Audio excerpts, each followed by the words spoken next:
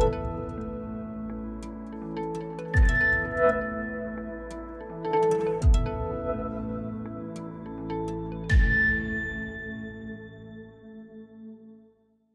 lot of people are really concerned about the radicalization of the new government of Egypt, and I guess, you know, the jury's still out on where that's going to fall, and it probably will take some time to work out. But, I mean, how radical can you see this becoming? Well, I think the biggest fear of radicalization and the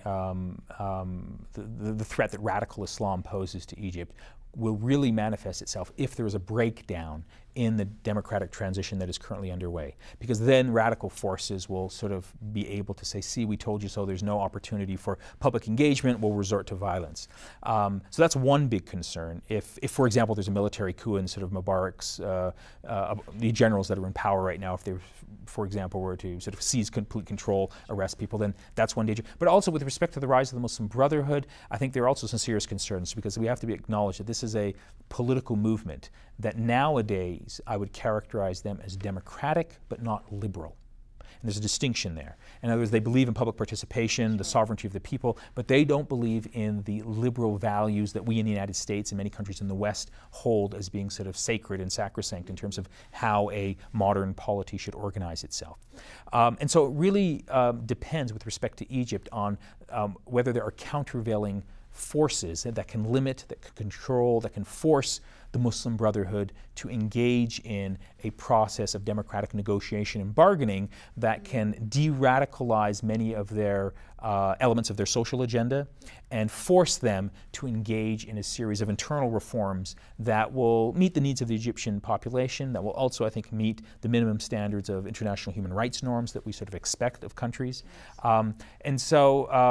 It remains to be seen. I mean, one of the good things, ironically I say this about what's happening in Egypt today, is that the Egyptian Muslim Brotherhood movement was not able to seize complete control of the parliament and the presidency. There are being countervailing forces, one from the military, but also from within society. A lot of secular, nationalist, liberal forces are also sort of contesting power. And so the Muslim Brotherhood nowadays is undergoing its own, I think, internal process of transformation.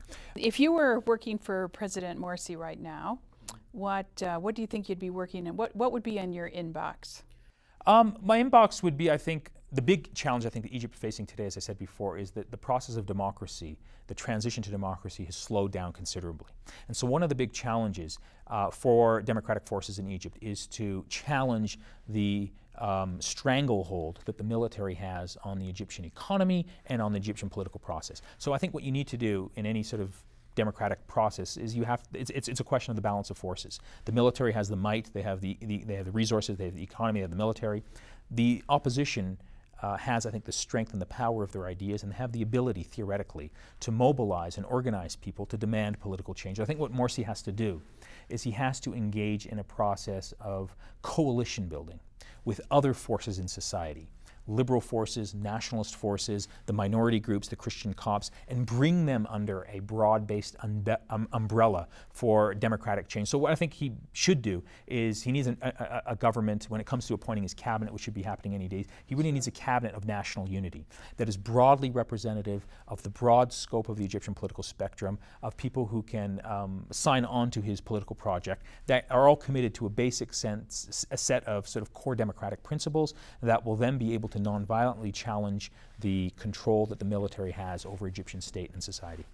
And do you see the appointment of the prime minister, who seems quite moderate, as a sign that that is the path that he's following? I think it's a good sign, because he didn't pick someone from his own party. He picked someone who sort of didn't have any known political affiliation, someone who was well respected. He really couldn't be criticized. So I think that's a good sign. The real thing to watch for, I think, in the coming days will be who will be the cabinet ministers. What political affiliations will they have? What parties will they come from? What posts will they be given? And then the real critical question is, who will be the defense minister?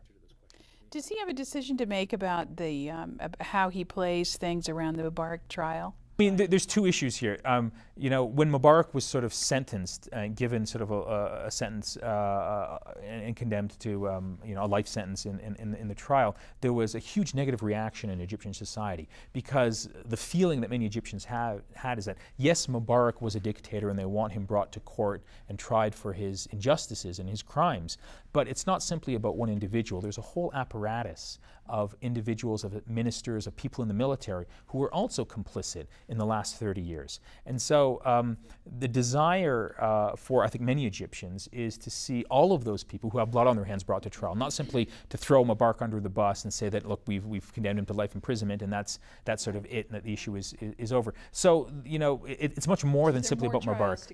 There's more trials to come, but of course, that is all predicated on much more important and pressing issues that Egyptians have to face. Number one is, who's making these decisions? Will the judiciary be truly independent from the executive? And in this case, it's really the military, to be able to have free and independent trials, to bring people to power. And of course, this is a deeply complicated process, because once an independent judiciary starts investigating human rights abuses, all fingers will point to the senior military command and the officers under their control, and who gave the orders to shoot sort of people in Tahrir Square. So it could collapse the entire process of transition if the military felt that they were, you know, they were going to lose their livelihoods and they were going to come under trial and indictment. So this is a very delicate matter of timing. Incredibly. For the president to move these things forward fast enough, but not so fast that the whole thing crumbles. It's a really difficult balancing act. Like the desire among a lot of people, and I'm very sympathetic to that, I think most people are, is they want democracy, they want accountability. But if you push too fast, too quickly, you run the danger of creating a crisis in which would result in a military coup and upend the entire democratic process. So in many ways, if one wants to see a comparison, I think Egypt today is where Turkey was in the 1980s and 1990s. You had civilian elections, but the military was deeply in control, and there was an ongoing process of negotiation back and forth where eventually the power of the military had to concede to the democratic wishes of the population. Do you think a majority of Egyptians see Turkey as a way to go? See that model as desirable for their country? I think, you know, many Egyptians who are politically active and who are sympathetic to various religious-based constituencies look to Turkey as a model. Mm-hmm. I think that's actually a very good model to look to, because it has a certain moderating influence over the politics of Egypt. And it's good that the Egyptians are looking toward Turkey as a model, not toward the Islamic Republic of Iran or towards Saudi Arabia. Because what you see in Turkey, now Turkey has its own host of problems, but you have a situation in Turkey where, at least over the last 10 years, the country has made significant and important strides toward democracy and democratization. There's still a lot of problems, you know, and economic progress and too. Also huge economic progress. So that's a model for the for the Egyptians to aspire to. But of course, it's important to say it can be a model. But again, Turkish history is very different than Egyptian history in terms of the question of secularism, the question of democracy, the question of sort of women's rights. It's a very different sort of, you know, background set of factors that are influencing the politics of both countries. But still, the fact that the Egyptians are saying that's what we are aspiring to be, Turkey, not Iran, I think is a positive and hopeful sign.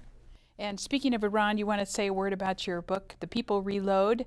The People Reloaded, The Green Movement, The Struggle for Iran's Future. I co-edited a book with my colleague Danny Postel last year. It was about the struggle for democracy in Iran, and it really was about the series of events that really preceded, and some people are saying are very similar to the Arab Spring sort of movement. The idea of, you know, a spontaneous grassroots uprising, using social media, challenging authoritarian rule. And so it was a book that I put together that really was responding to those events in Iran in the summer of 2009. We collected some of the best essays, wrote an introduction, and wanted to really capture that moment for contemporary Iranian history and also for future historians and people who are interested in social movements and democracy in the Middle East. And so you can get it on Amazon for about $10, and that's my shameless plug for the book. That's good. No, you're entitled to shameless plugs, and you're writing another book, which is quite a tome, I think. Do you want to talk about that for a minute? The project that I'm working on right now is of a much more serious intellectual biography of the Green Movement in Iran, and looking at sort of looking at the whole history of Iran's struggle for democracy over the last 100 years, and where does the Green Movement, the uprising in 2009, situate itself or compare itself with the other previous democratic moments in Iranian history, and then also to comment on where this movement is headed in the future with respect to the internal politics and problems of political development in Iran today.